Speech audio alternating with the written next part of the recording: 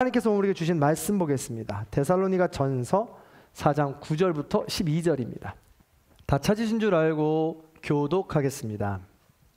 형제 사랑에 관하여는 너희에게 쓸 것이 없음은 너희들 자신이 하나님의 가르치심을 받아 서로 사랑함이라. 너희가 온 마게도냐 모든 형제에 대하여 과연 이것을 행하도다. 형제들아 권하노니 더욱 그렇게 행하고 또 너희에게 명한 것 같이 조용히 자기 일을 하고 너희 손으로 일하기를 힘쓰라. 이는 외인에 대하여 단정히 행하고 또한 아무 궁핍함이 없게 하려 함이라. 아멘. 우리 믿음의 고백을 하나님께 올려드리겠습니다. 하나님 좋습니다. 감사합니다. 사랑합니다. 하나님 뜻이면 무엇인지 다 이루어집니다. 예수님 좋습니다. 감사합니다. 사랑합니다. 하나님 뜻이면 무엇인지 다 이루어집니다. 성령님 좋습니다. 감사합니다. 사랑합니다. 하나님 뜻이면 무엇인지 다 이루어집니다. 아멘. 하나님께 영광의 박수를 드리겠습니다. 우리는 9월 한 달간 종합3이라는 제목을 가지고 말씀을 나눕니다. 종말을 준비하는 성도들의 삶입니다. 합당한 삶, 종말에 합당한 성도의 삶이라는 주제죠. 데살로니가서는 바울이 데살로니가인들을 향해 쓴 편지입니다. 예수님을 믿고 복음을 영접한 그들 3주 동안 말씀을 전했음에도 불구하고 그들의 믿음은 견고하게 서 나갔습니다. 그러나 타인의 박해로 인해서 바울은 떠났지만 남겨진 그들이 믿음을 어떻게 지키고 있나 궁금했습니다. 그래서 바울이 쓴 것이죠. 근데 소식을 듣자 하니까 멀리 떠났지만 데살로니가인들은 믿음을 잘 지키고 있다고 했습니다. 그래서 바울은 1장부터 3장까지 믿음을 잘 지키고 있는 데살로니가인들을 칭찬합니다. 우와, 너희 믿음 너무 잘 지키고 있구나. 너희가 너무 자랑스럽다. 너희가 나의 소망이다. 너희가 나의 자랑의 면류관이다 라고 하면서 엄청나게 칭찬을 하고 감사를 고백합니다. 그런데 그것만 끝나는 게 아니라 4장으로 넘어오면서 이렇게 말합니다. 잘하고 있는데, 우리 청소년들 예배를 잘 드리고 있는데 조금만 더 집중을 해주면 좋겠다, 뭐 이런 거죠. 이렇게 데살로니가인들이 열심히 잘하고 있는데 조금만 더 힘을 내줬으면 좋겠다, 더욱 많이 힘써줬으면 좋겠다 라고 이야기를 하더라는 거예요. 그래서 첫 번째로 이야기한 게 뭐냐면 너희가 거룩함을 더욱 열심히 썼으면 좋겠다 라고 이야기합니다. 그러면서 음란을 버리라고 합니다. 세욕을 버리라고 하죠. 나의 아내 사랑하기를 고귀하게 정결하게 하라 라고 이야기합니다. 그것은요, 우리가 눈으로 보이는 육체적인 관계의 음란만을 이야기하는 것은 아닙니다. 부부와의 관계에 있어서 가장 밀접하고 친밀하고 고귀한 순간입니다. 이것을 가장 중요하게 여기라는 것이죠. 이 관계가 깨질 때 죽음까지도 불사할 수 있는 어마어마한 배신과 폭력적인 결과를 낳게 되는 것이죠. 그게 바로 부부 사이인 것입니다. 그 부부 사이를 하나님과 우리 사이로 빗대어서 이야기하는 것입니다. 하나님을 남편처럼 집중하여서 한눈 팔지 말고 사랑하라. 우상 숭배하지 말아라. 나도 속상하다 라고 이야기하시는 것이죠. 그래서 거룩함에 더욱 힘쓰라는 것입니다. 하나님만을 바라보면서 더 깊은 사랑으로 나아가라는 것이죠. 그래서 하나님을 향한 우리의 사랑이 계속해서 관계를 거듭하면서 지속적으로 유지하면서 더 깊은 관계, 새로운 기준을 확장시켜 나가는 것이 바로 거룩함이다 라고 이야기했습니다. 오늘은 그 연장선상에서 두 번째, 더욱 많이 힘써야 되는데 어디에 힘써야 되느냐라는 것을 우리는 함께 나누게 됩니다. 자, 9절과 10절에 이렇게 이야기합니다. 보시면요, 형제 사랑에 관하여는 너에게 쓸 것이 없다. 서로 사랑해라. 근데 10절에 보니까 과연 이것을 행하고 있구나. 근데 내가 한마디만 더 할게. 형제들아 권하는데 더욱 그렇게 서로 사랑하라 라고 이야기하고 있는 것입니다. 형제 사랑은요, 헬라어로 필라델피아스라고 이야기합니다. 이것은 혈연 관계를 이야기해요. 피를 나눈 형제처럼 사랑하라고 이야기하고 있는 것이죠. 우리가 정말 진한 관계를 이야기할 땐 뭐라고 합니까? 우리가 피를 나눈 관계야 라고 이야기하지 않습니까? 그것처럼 서로 깊은 관계와 사랑을 나눠라 라고 이야기하고 있는 것이죠. 바울은 10절에 보면 더욱 형제를 사랑하라, 더욱 사랑하라 라고 말합니다. 여기서 잠깐 우리 교회 비전 선언문 우리 함께 나누어 보기 원하는데요. 더욱 많이 힘써라 라고 이야기하면서 첫 번째로 거룩함을 힘써라 라고 이야기하는 것은 하나님 사랑을 이야기하는 겁니다. 하나님과의 관계를 더 깊이 유지하라는 것이죠. 두 번째로 서로 사랑하라고 하는 것은 나를 비롯한 우리 주변의 모든 성도님들을 서로 사랑하라는 것입니다. 이게 바로 주보 뒷면에 나오는 우리 교회 비전과도 같습니다. 도표와 똑같은 것이죠.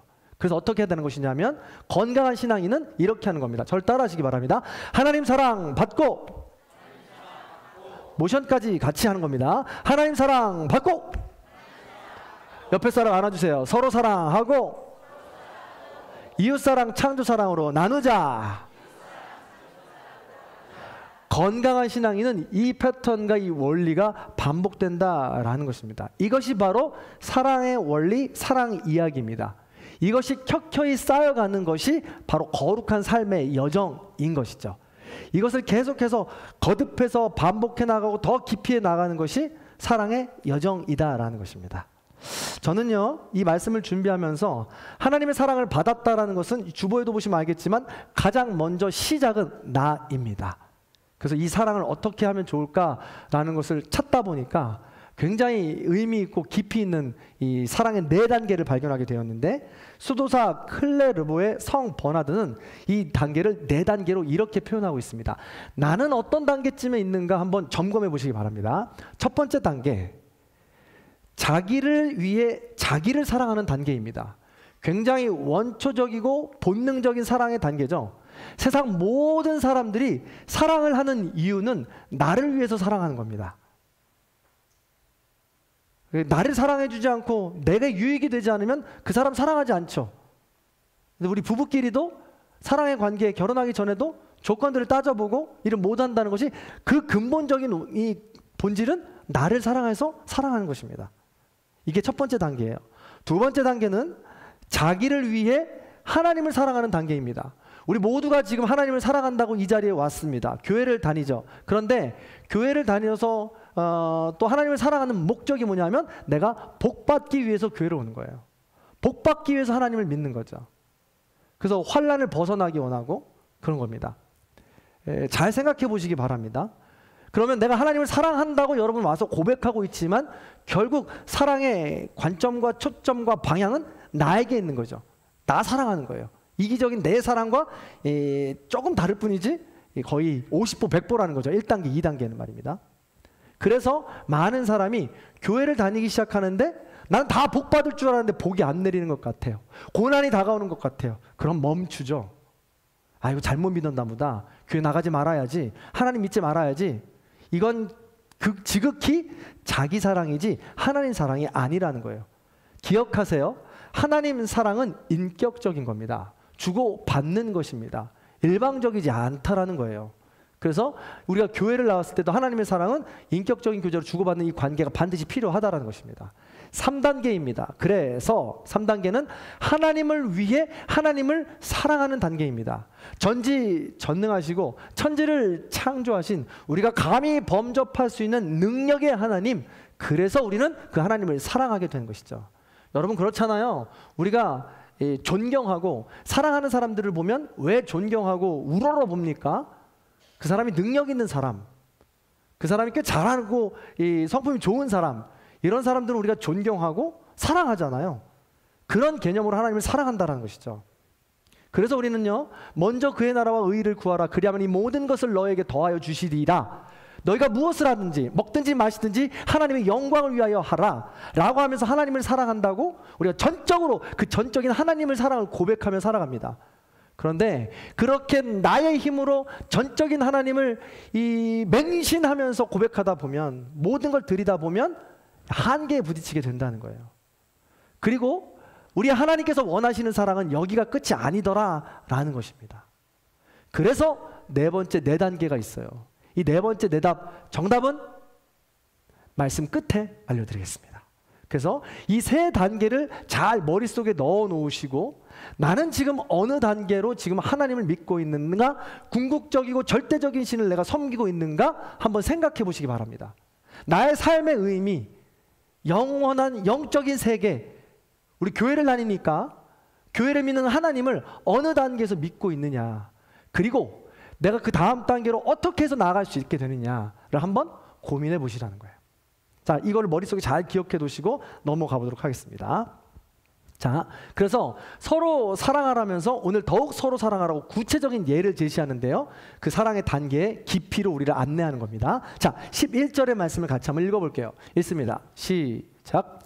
또 너에게 명한 것 같이 조용히 자기 일을 하고 너의 손으로 일하기를 힘쓰라. 조용히 자기 일을 하고, 조용히 자기 일을 하고. 서로 사랑의 첫 번째는 자기 돌봄입니다. 옆에 있는 형제를 건강하게 하기 위해서는 내가 먼저 건강해야 된다는 것입니다. 그래서 나를 먼저 돌봐야 된다는 것이죠. 그래서 우리가 흔히 하는 말 있잖아요. 아이고, 오지랖도 좋아. 내 콧수염이 뭐라 그러죠? 내 수염이 석자다라고 이야기하지 않습니까? 그래서 나를 먼저 돌보는 것이 중요하다는 것이죠. 그것이 먼저 시작이라는 거예요. 당시에는요, 세상의 시끄러운 소리에서 멀리 벗어나 나 자신에게 집중할 수 있어야 된다는 것인데, 당시에는 데살로니가 시대에 시한부 종말론이 득세했습니다. 거짓 사도들이 이야기했어요. 예수님이 부활하시면서 이야기했습니다. 내가 곧 다시 오마, 나를 곧 기다려라 라고 말씀했습니다. 그래서 이 데살로니가인들은 곧 예수님께서 다시 오실 줄 알았어요. 근데 20년이 지나고 30년이 지나도 예수님이 다시 오시지 않습니다. 그랬더니 이 거짓 선지자들이 이야기하는 겁니다. 예수님은 이미 왔다, 이미 도래했다, 내지는 언제 오신다라고 정확한 날을 이야기했다라는 것입니다. 그러니까 많은 사람들이 이 요동치기 시작했다라는 것이죠. 여러분은 어떨 것 같습니까? 이런 말을 들으면 여러분 마음은 어떨 것 같아요? 자, 한번 제가 질문해 보겠습니다. 우리 예수님은 2025년 12월 31일 12시에 오십니다. 거룩한 영을 받아서, 성령의 영을 받아서 예언하노니 2025년 12월 31일 12시에 우리 예수님은 오십니다. 제가 선포했어요. 이런 이야기를 들으시면 여러분 마음은 어떠실까요? 아유, 목사님 또 오버하시네. 또 되지도 않는 연기하시네. 그럴 수 있는데 생각을 해보자는 것이죠. 제가 만약에 이걸 유튜브로 알고리즘 같은 걸 이거 여러 사람들이 만들어가지고 수도 없이 여러분에게 뿌려보십시오. 진짜 12월 30일 날 오시는 줄 알걸요? 그래서 12월 31일 날 지구가 종말된다면 나는 지금 무엇을 하겠냐? 내 마음은 어떻겠냐라는 것이죠. 당시에는요, 무서웠습니다. 그리고 정말 부자가 많았어요, 데살로니가에는요. 근데 그 사람들은 아까웠습니다. 뺏길까봐. 또 어떤 사람은 다행이었습니다. 내가 빚진 게 어마어마해요. 은행에 빚진 대출이 어마어마해서 이걸 다 갚으려면 가슴이 턱턱 막힙니다. 숨이 턱턱 막혀요. 근데 곧 오신대요. 그럼 어떻게 했어요, 여러분? 영끌에서 우리가 살아가면 이렇게 12월 30일에 오신다고 하면 아멘, 마라나타 주 예수 어서 오시옵소서 이렇게 얘기하지 않겠습니까? 각각 상황들에 따라서 여러 사람들의 모양이 다 달랐다라는 거예요. 요동치기 시작했습니다. 우왕좌왕, 천갈래 만갈래 사람들의 마음이 나눠지기 시작했다라는 거예요. 그래서 이런 상황에서 누가 누굴 돕습니까? 나 하나 지키기도 어려우니까 서로 사랑한다라는 것은 언감생심이었던 거예요. 그럼에도 불구하고 데살로니가인들은 서로 사랑하기를 마다하지 않았습니다. 가지고 있는 것을 나눴다라는 것이죠. 근데 이 시한부 종말론이 퍼져나가기 시작하면서 소극적으로 변하기 시작했어요. 변하기 시작했다라는 것이죠. 그래서 바울은 이야기한 겁니다. 다른 거 다 둘째하고 서로 사랑하기에 너부터 돌봐. 조용히 자기 일에 힘써. 나부터 돌봐 라고 이야기했다라는 것이죠. 아주 대표적인 예가 이런 거 아니겠습니까? 여러분 다 비행기 우리가 타보셨겠지만 비행기를 타고 가다가 불시에 잘못돼서 이 비행기가 착륙하게 되는 경우, 혹은 이 비상 착륙해야 되는 경우나 추락해야 될 경우가 있지 않습니까? 그러면 위에서 산소 마스크가 떨어집니다. 그럼 안내하는 게 뭐예요? 내 가족이 탔을 때 가장 먼저 산소 마스크를 써야 되는 사람이 누굽니까? 1번 엄마, 2번 아빠, 3번 아이. 누구예요? 1번, 2번이겠죠. 먼저 써서 아이를 끼워줘야 되는 겁니다. 마찬가지죠. 우리가 어렵고 힘든 일, 고난 가운데 우리가 닥친다 할 때 가장 먼저 신경 써야 할 것은 자기 돌봄이다 라는 것입니다. 요즘에요, 인스타그램, 페이스북, 유튜브 쇼츠 등에 왜 중독이 됩니까? 여러분 왜 중독되는 것 같아요? 조용히 자기를 돌볼 시간이 없기 때문에 그렇습니다. 그러니까 내가 뭘 좋아하고 내가 뭘 해야 하고 내가 마음이 어떤지를 도무지 성찰할 수 있는 시간이 없다는 거예요. 그걸 배울 여력이 없다는 것입니다. 아주 어렸을 적부터 중독이 되어 있기 때문에 그것을 바라보며 살아가니까 내가 몸은 크는데 마음은 계속 어린아이에 머물게 된다는 것이죠. 불안하기 때문입니다. 두렵기 때문이에요. 자기 내면을 강하게 할 수 있는 힘을 없다라는 것이에요. 그러니까 매번 거기에 반복되어서 남들과 비교하다 보니까 나보다 못한 사람을 보면 잠깐 우쭐댈 수 있습니다. 그러나 나보다 잘난 사람을 보면 열등감에 오랜 시간 머리를 골치 아프게 메고 있는 것입니다. 어느 날 제우스는요 새들의 왕을 뽑겠다고 이야기했습니다. 그래서 모든 새들에게 공표해요. 너희들 중에 새들의 왕을 뽑겠다. 그러니 새들의 왕을 될 만한 준비를 하여라 라고 이야기합니다. 그랬더니 모든 새들이 저마다 가서 냇가에 가서 몸을 씻습니다. 홍학도 씻고 참새도 씻고 공작도 씻습니다. 몸을 한참 열심히 씻고 빗질하다 보니까 털들이 우수수 떨어지는 거죠.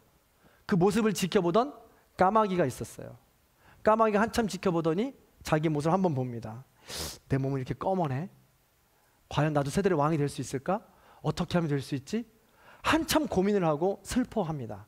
그러다가 모든 새들이 떠난 자리에 흩어져 있는 깃털들을 봅니다. 그래서 그 깃털들을 모아다가 자기 몸에 붙이기 시작하죠.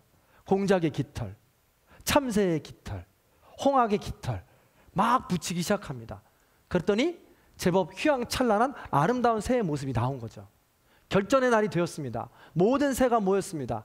제우스가 등장해서 눈이 번쩍 뜨입니다. 깜짝 놀라죠. 정말 화려한 새가 있었어요. 형형색색 휘황찬란한. 그래서 그 새를 새들의 왕으로 뽑기로 합니다. 그 새가 누구예요? 그렇습니다. 그 새는 바로 까마귀입니다. 휘황찬란한 새가 된 거죠. 까마귀 왕이 되었습니다.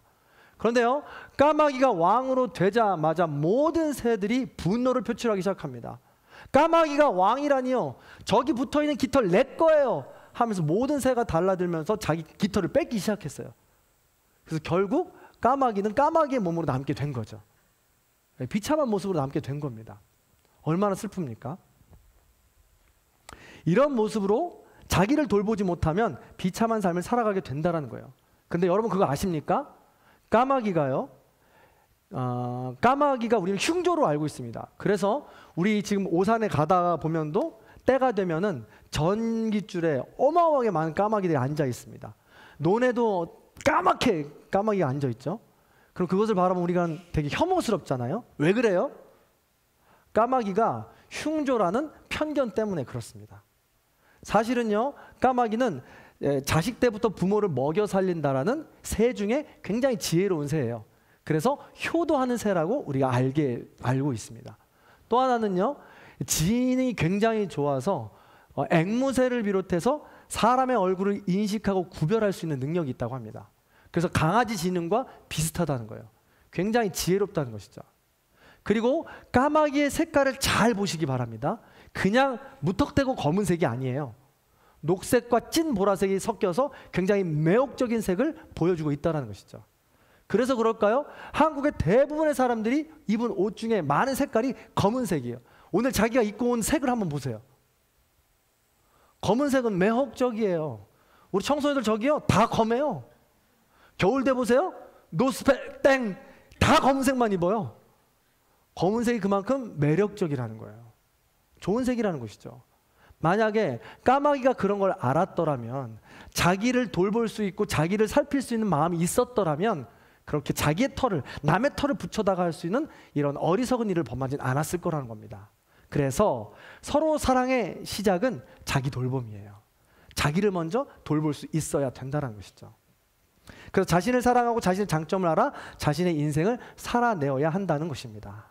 제가 1부 때는 이 이야기를 못했는데 우리 청소년들과 함께 있으니까 이걸 같이 한번 읽어보려고 합니다. 자, 프리드리히 니체는 이렇게 말했어요.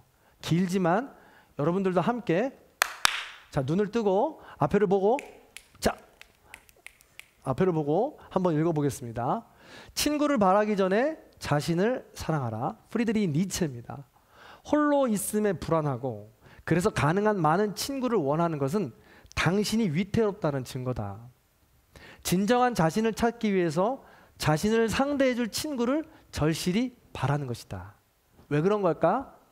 고독하기 때문이다. 왜 고독할까?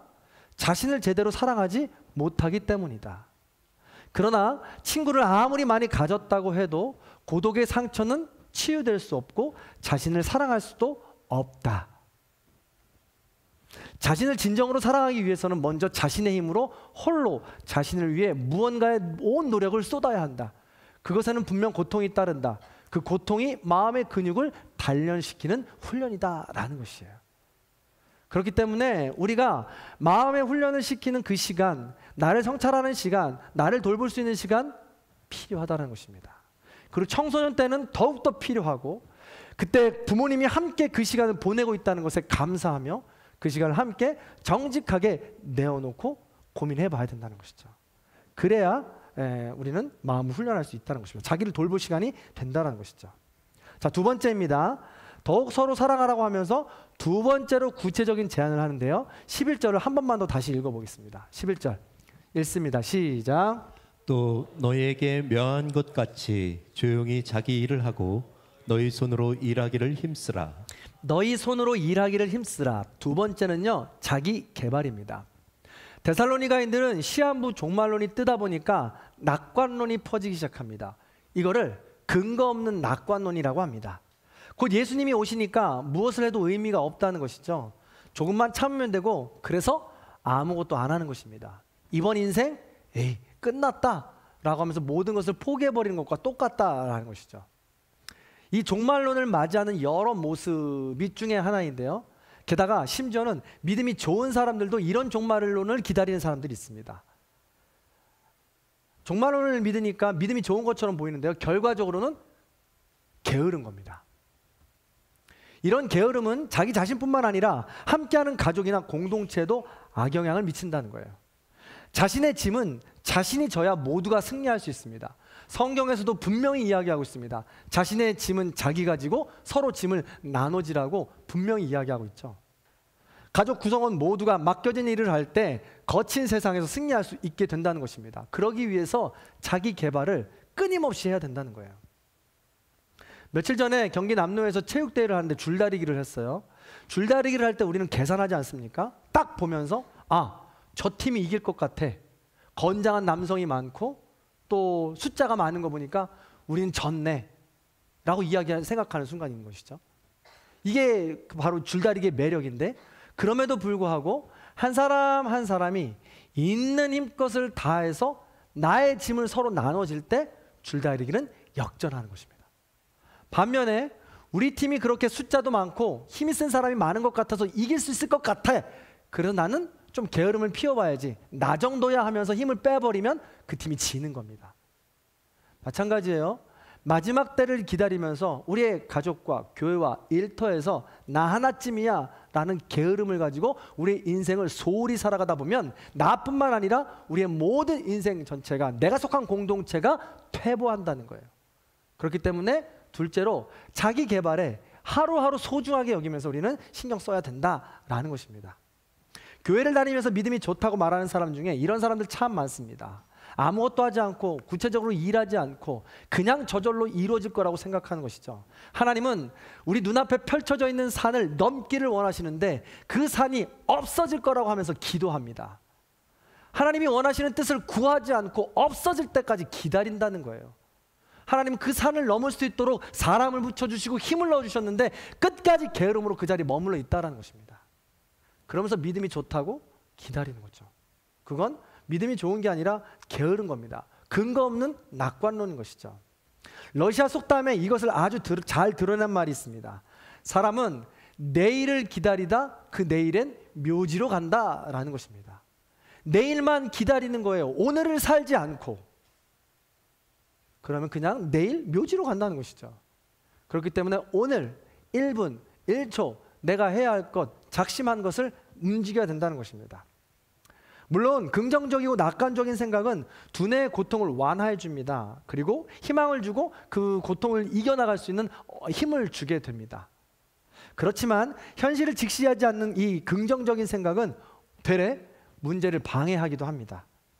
이를 뭐라고 하냐면 스톡데일 패러독스라고 이야기하는데, 들어보셨을 거라고 생각합니다.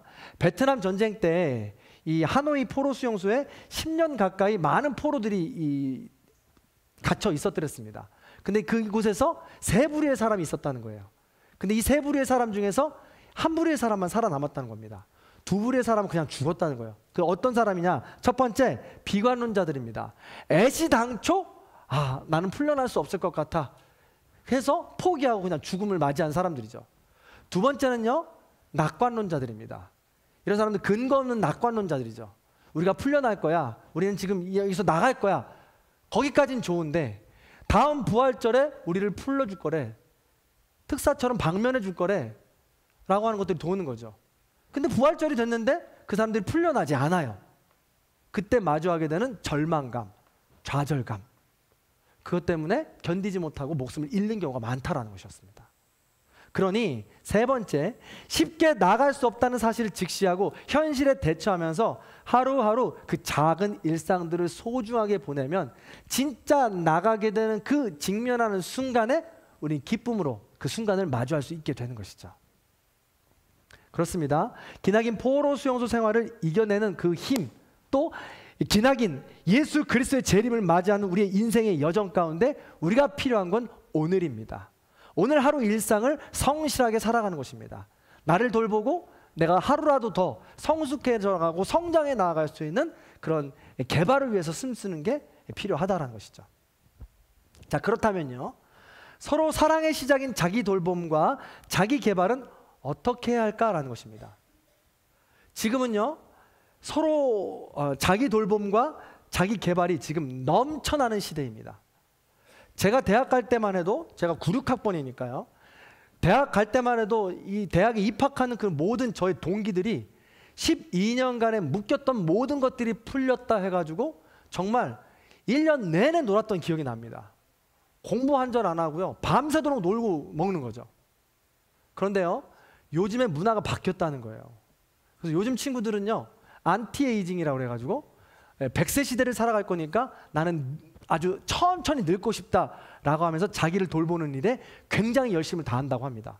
그래서 절대로 시간 관리를 철저히 하고요, 절대로 술자리 안 간다는 거예요. 그리고 자기 몸 만드는데 굉장히 힘을 쏟는다는 겁니다. 그런 사람들이 점점 많아지고 있다는 거예요. 자기를 돌보는 전형적인 바른 모습인 것이죠. 자기 개발도 마찬가지입니다.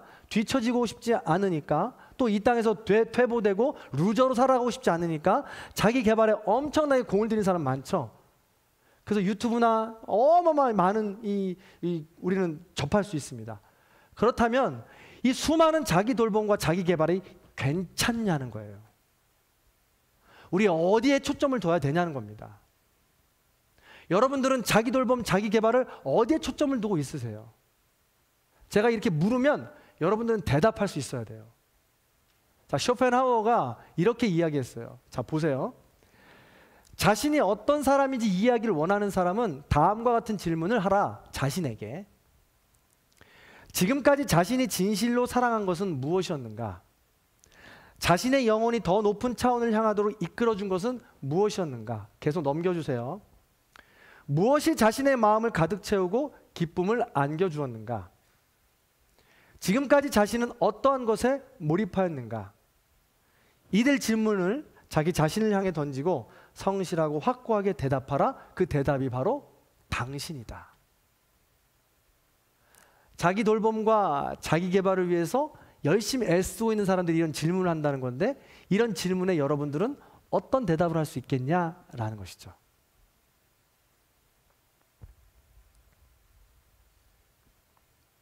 그런데 한 걸음 더 나아가서 우리는 크리스찬입니다. 그리스도인들입니다. 그럼 이 대답을 어디서 찾아야 될까라는 것이죠. 오늘 성경 말씀에 정확히 나와 있습니다. 성경 66권 중에 여기만 이 표현이 나옵니다. 자, 9절의 말씀입니다. 9절 말씀 같이 읽습니다. 시작.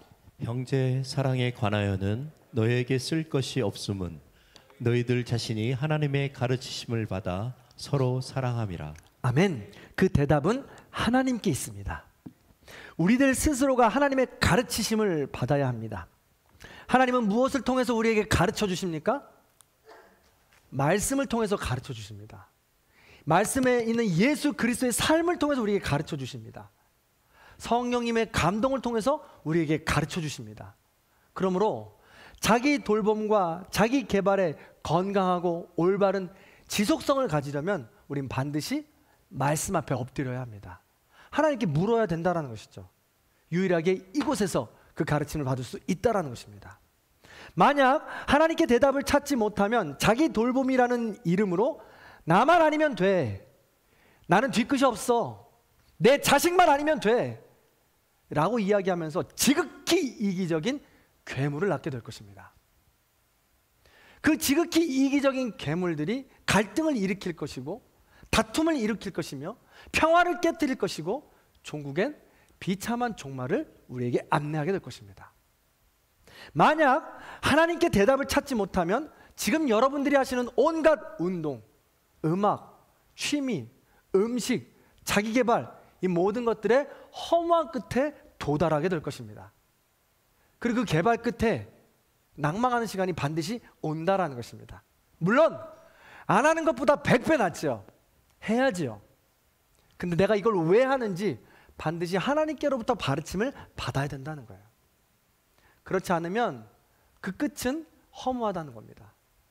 여러분, 우리가 심심치 않게 볼 수 있는 것이 사실 우리의 자기 돌봄과 자기 개발의 끝은 뭐냐면 돈입니다. 만족함으로 나아가는 것이죠. 근데 그 모든 것들이 다 채워졌다고 해서 우리가 완전히 만족할 수 있습니까? 그럼에도 불구하고 공허함에 스스로 목숨을 끊는 사람이 한둘이 아닙니다. 그러므로 완전한 자기 개발, 그리고 건강한 자기 개발, 자기 돌봄을 위해선 우린 반드시 하나님께로부터 답을 찾아야 된다라는 것입니다. 그리고 그렇게 대답을 찾는 사람들의 건강한 삶의 모습은 반드시 이렇게 드러나게 되어 있어요. 12절에 보니까 서로 더욱 사랑하면 이렇게 이야기되는 것이죠. 외인에 대하여 단정히 행하고 아무 궁핍함이 없는 삶을 살게 될 것이다 라고 말합니다. 근데 유진 피터슨이 아주 적절하게 이 부분을 사역을 했어요. 이렇게 해석을 했습니다. 노란색만 같이 읽어볼까요? 읽습니다. 시작.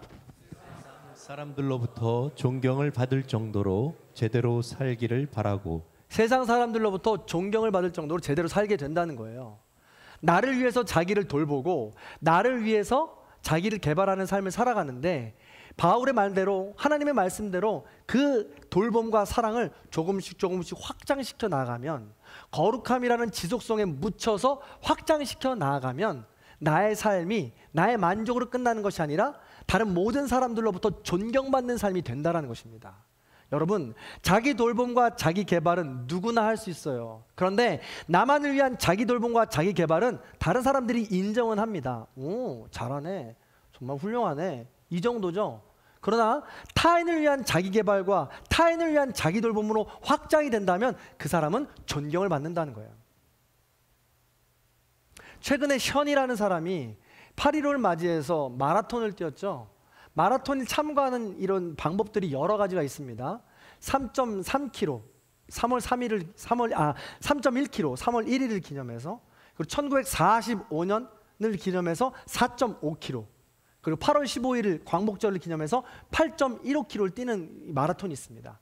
이 마라톤을 왜 뛰냐면, 저는 국가 유공자들이 이 나라를 찾기 위해서 열심히 살다 보니까 나중에 재산이 없는 거예요. 근데 이 가난함이 대물림 되더라는 것입니다. 너무 마음이 아파서 내가 광복, 나라를 사랑하는 마음을 가지고 기부를 해가지고 이 사람들의 집을 고쳐줬으면 좋겠다 해서 시작한 거예요. 처음에는 혼자 뛰었죠. 그러나 연예인이다 보니까 여러 사람들이 이제 붙기 시작했고 그 선한 영향력이 아주 크게 확장이 된 것입니다. 그래서 올해는 35,000명인가가 조기에 마감이 되어서 8.1km, 15km를 35,000명이 함께 뛰었다는 것입니다. 그래서 6집을 고쳐줬다는 거예요. 더 나아가서 션은 8.15가 아니라 81.5km를 7시간을 뛰었다는 거예요. 이런 사람의 이야기를 들으면 어떻습니까? 자기 돌보기를 얼마나 돌본 거예요. 자기 개발을 얼마나 한 겁니까? 자기 자신만을 위해서 한 건가요? 이러다 보니까 존경을 받게 되는 것이죠. 그렇습니다. 사랑하는 성도 여러분, 말씀을 마무리해 보면요, 이렇게 자기 돌봄과 자기 개발과 서로 사랑에 대해서 우리가 말씀을 묵상해 보셨으면 좋겠습니다. 이것이 더욱 사랑하라는 것은 지금도 잘하고 있는데 더욱 사랑하라는 것은 그 좀 더 확장해 보라는 것이죠. 왜요? 결국은 나를 위해서 그런 겁니다. 결국은 그 과정을 통해서 내가 조금 더 좋은 사람으로 또 거룩한 사람으로 확장되기 때문에 그렇죠. 근데 이것이 계속해서 과정을 지나가다가 하고 싶지 않을 때가 있어요. 힘들고 어려울 때가 있습니다.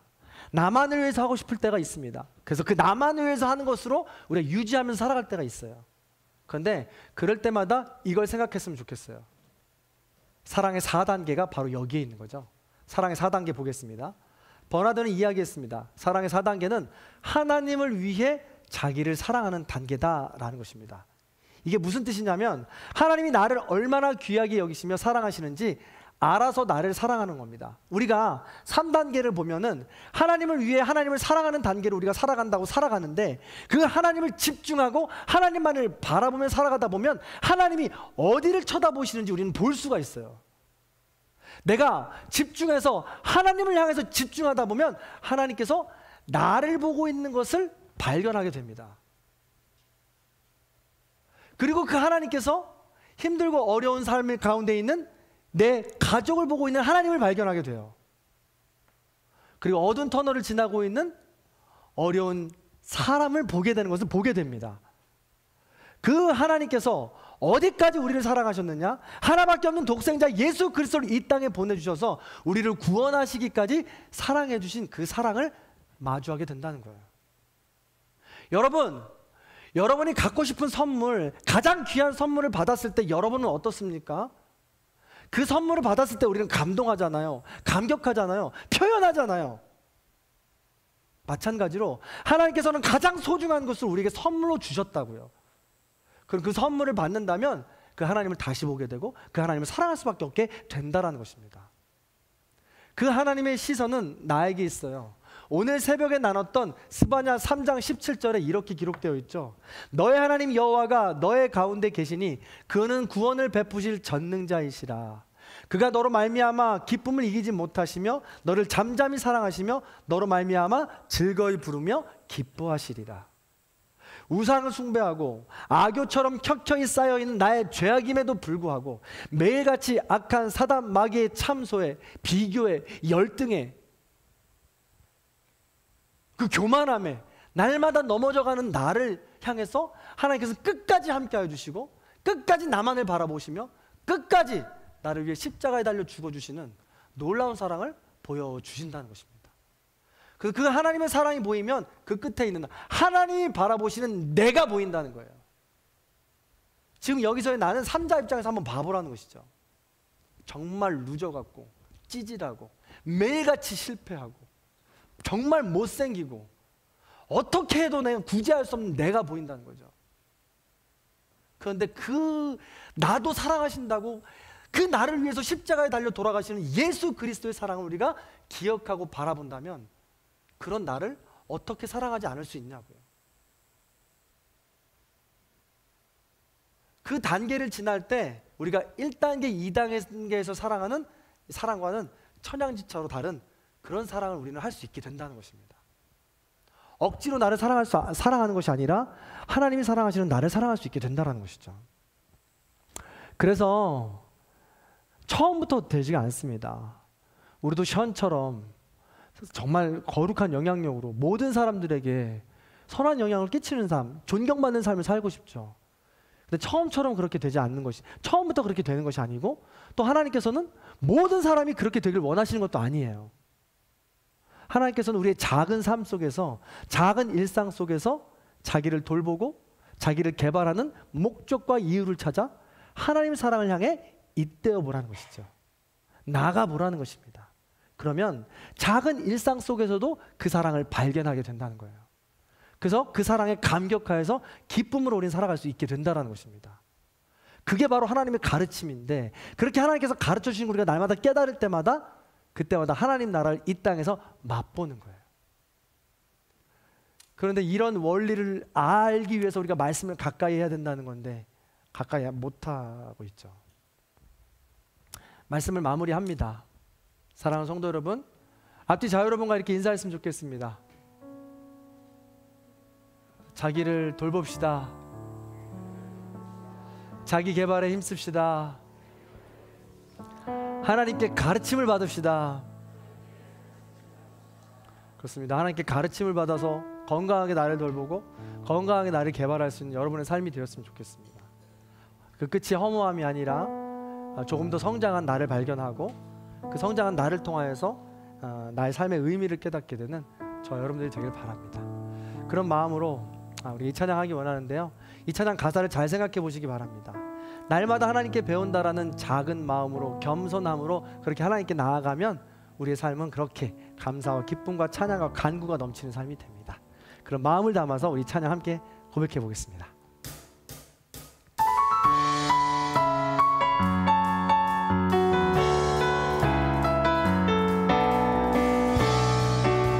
우리 박수 치며 찬양할게요.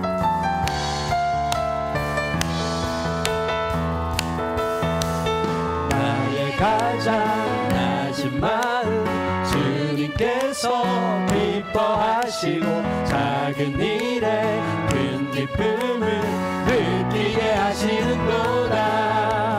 내가 지쳐 무력할 때 주님 내게 힘이 되시고 아름다운 하늘나라 내 맘에 주시는도다. 우리에게 축복하신 하나님 사랑 낮은 자를 높여주시고 아름다운 하늘나라 허락하시고 내 모든 것 예비하시네.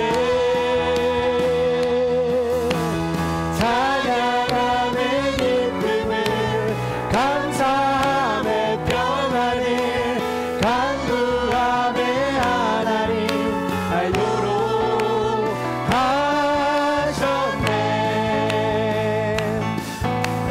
찬양함의 기쁨을 감사함의 평안을 간구함의 하나님 알도록 하셨네. 아멘.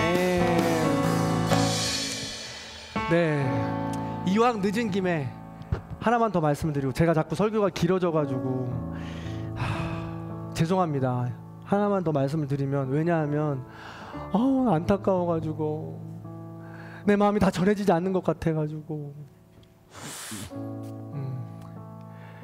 우리가 현이나 아주 유명한 사람처럼 선한 영향력을 크게 이야기하자는 건 절대 아니에요. 우리의 삶 가운데 작은 소소한 일상 속에서 나만이 아니라 누군가를 위하는 삶을 살아가면 그 사람이 기뻐하는 걸 보게 되고 뿌듯하게 되고 그것이 점점 확장되어 가면서 거룩함에 이르게 되는 거예요. 그리고 그 기쁨이 누리는 그 순간이 이 땅에서 맞이하게 되는 하나님 나라예요. 그러니 나만을 위해서, 내 가족만을 위해서 살아가면 그 기쁨을 절대 누리지 못한다고요. 그리고 어느새 내일이 왔어요. 묘지에 묻힌 날이 됩니다. 얼마나 안타까워요?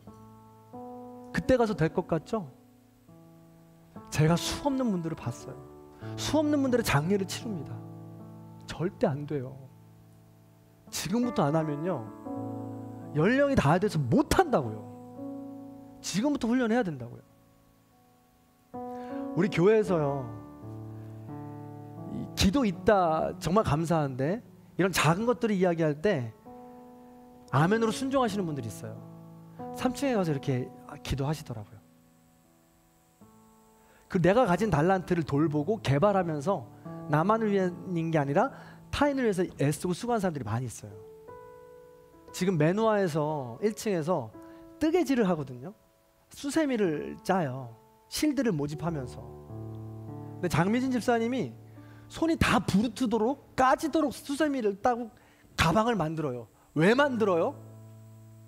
자기 달란트인데, 자기 은사인데, 자기 개발을 하면서, 그럼에도 불구하고 적당히 하면 됐지 왜 손 다 까져가면서 해요? 그게 내년에 청소년부가 캄보디아 비전 트립을 가는데 그 아이들 보내려고 하는 거예요. 자기 자신을 위해서 하는 게 아니라니까요. 근데 하다 보면 그 기쁨을 아니까, 그 기쁨을 알고 그 기쁨을 전해서 우리 자녀들도 알길 원하니까, 그래서 멈추지 않고 하는 거예요. 기도 있다도 마찬가지죠. 다른 모든 사랑의 수고도 마찬가지입니다. 주차 봉사 왜 합니까? 찬양다 왜? 전태호 형제 지금 며칠 밤 지금 계속해서 이거 지금 수리하는 거예요. 왜 해요? 인건비도 안 나오는데. 이런 작은 기쁨들 나누다 보니까 거기서 오는 뿌듯함, 또 타인을 위한 자기 기쁨과 자기 개발이 하나님 나라를 맛보게 한다는 거예요.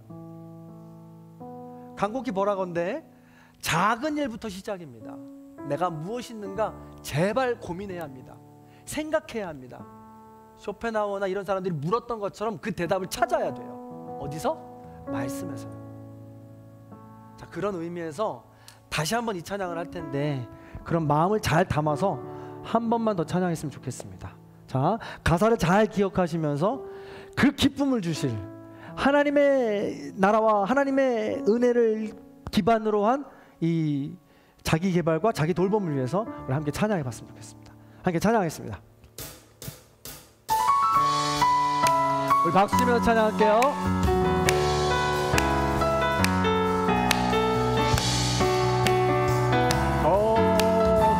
열심히 찬양하고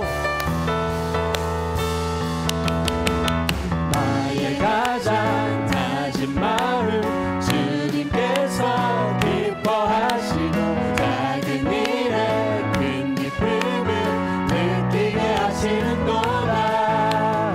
내가 지쳐 무력할 때 주님 내게 힘이 되시고 아름다운 하늘나라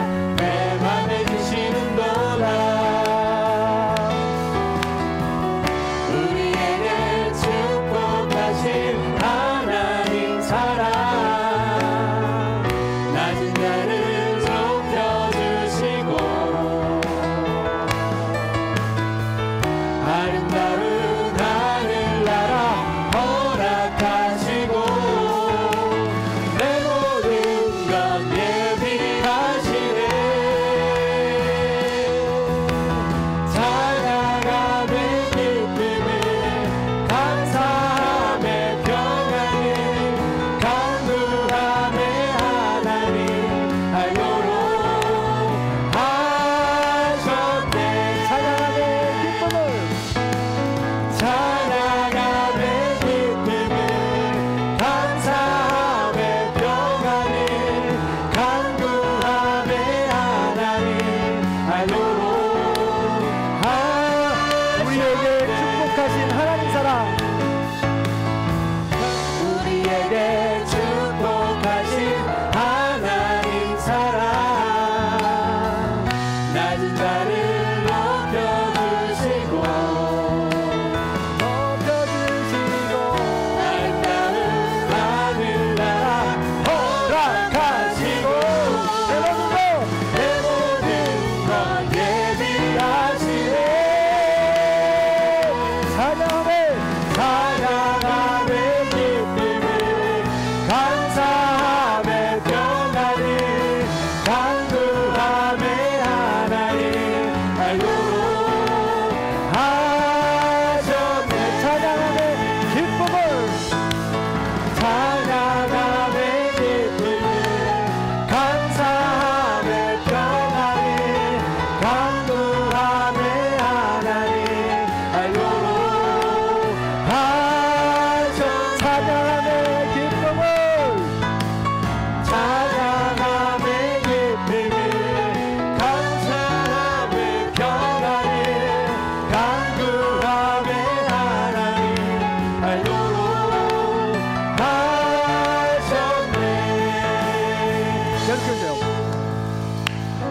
이제 이렇게 마무리할 수는 없어요. 저희가 이렇게 신나는 찬양을 하는 것은 흔하지 않거든요. 마무리할 때 오늘 청소년도 왔는데 좀 도와줘야지. 예람아, 그치? 도와줘야지. 우리 캠프 갔을 때처럼 좀 도와줘야 되지 않겠냐? 하은아, 도와줘야지. 그치? 다시 한번 찬양할 건데 우리 청소년들 알죠? 자, 연습합니다. 청소년, 자 보세요. 자, 한번 해보세요. 성준 도와줘. 알겠죠? 이현 도와줘. 하겠습니다. 둘, 셋, 넷. 하나, 둘, 셋, 넷. 반주합니다. 처음부터 다시 한번 찬양할게요. 하나, 둘, 셋, 넷. 가장 낮은 마음 주님께서 기뻐하시고 작은 일에 큰 기쁨을 느끼게 하시는도다. 내가 지쳐 무력할 때 주님 내게 힘이 되시고 아름다운 하늘나라 내 맘에 주시는도다. 우리에게 축복하신 하나님 사랑 낮은 나를 높여주시고 아름다운 하늘나라 허락하시고 내 모든 것 예비하시네.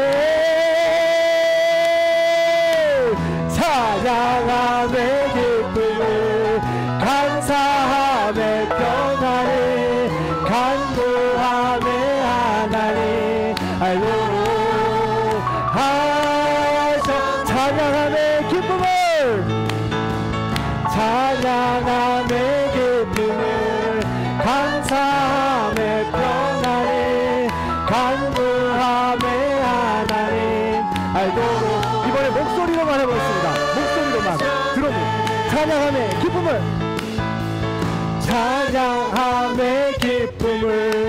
감사함의 평안을 간구함의 하나님 알도록. 한 번 더 찬양함의 기쁨을 찬양함의 기쁨을 감사함의 평안을 간구함의 하나님 알도록. 마지막 한 번 더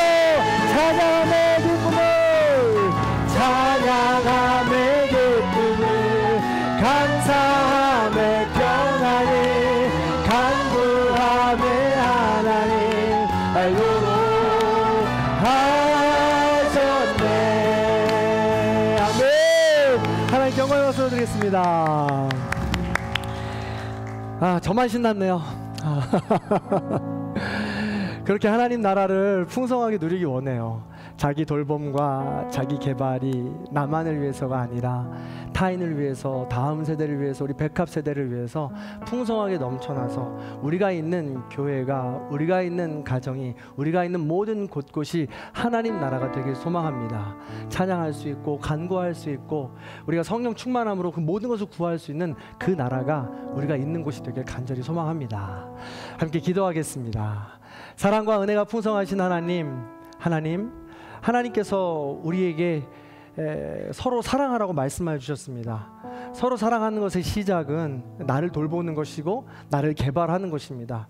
그것이 나만을 위한 것이 아니라 타인을 위해서 그것이 활짝 열릴 때 하나님께서는 우리를 더 깊이 사용하여 주시고 우리를 통하여서 우리가 속한 모든 공동체가 평화를 누리고 기쁨을 누리고 하나님 나라를 누린 줄 믿습니다. 그 축복의 통로가 우리가 될 수 있도록 인도하여 주시옵소서. 아버지 하나님의 사랑을 돌아볼 수 있도록 인도해 주시고 그 사랑으로 날마다 충만해져서 우리가 가는 곳곳마다 하나님의 놀라운 능력과 은총이 드러날 수 있도록 인도하여 주옵소서. 특별히 우리 청소년들과 함께 예배를 드립니다. 우리 청소년들의 다음 세대와 다음 인생이 빛과 소금이 될 수 있도록 인도하여 주시고 걸어가는 모든 길과 여정 가운데 독특함으로, 구별됨으로, 정결함으로 하나님의 자녀답게 살아갈 수 있는 거룩한 자녀들이 될 수 있도록 인도하여 주시옵소서. 작은 일상 속에서 그렇게 만나기 원합니다. 동행하여 주시옵소서. 이제는 우리 주 예수 그리스도의 은혜와 하나님 아버지의 극진하신 사랑과 성령님의 감화 감동 교통하심의 역사가 형제 사랑하기를, 더욱 사랑하기를, 자기를 돌보기를, 자기를 개발하기를 하나님께서 원하시는 그 뜻대로 이루어가기를 소망하고 결단하는 우리 모든 성도님들 머리 위에, 원근 각처 있는 자녀들과 부모님들 위에, 이 나라의 민족 위에 이제로부터 영원토록 함께 하옵시기를 간절히 축원하옵나이다. 아멘.